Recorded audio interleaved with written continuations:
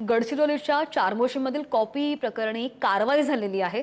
Copy प्रकरणामध्ये 3 शिक्षकांसह शिपायांना सुद्धा निलंबित केलं गेलंय। चॅट जीपीटी वरून प्रश्नांची उत्तरं त्यांनी शोधली होती।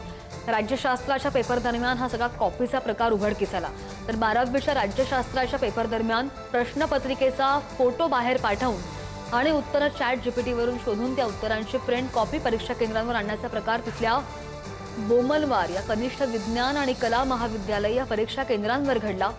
सामूहिक कॉपीचा प्रयत्न करण्याचा हा प्रकार जिल्हा परिषदेचे मुख्य कार्यकारी अधिकारी सुहास गाडे यांच्या केंद्र भेटी दरम्यान उघडकीस आणला गेला आणि या सगळ्या प्रकरणी आता केंद्र प्रमुख आणि इतर 2 शिक्षकांसह शाळेच्या शिपायाला सुद्धा निलंबित करण्याचे आदेश दिले गेले।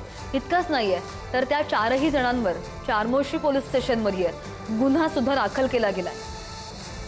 बातमी आहे गडचिरोलीच्या चारमोशी कॉपी प्रकरणी बरेच प्रकार समोर येत होते आणि त्याच पार्श्वभूमीवर ही कारवाई झाल्याची माहिती आहे।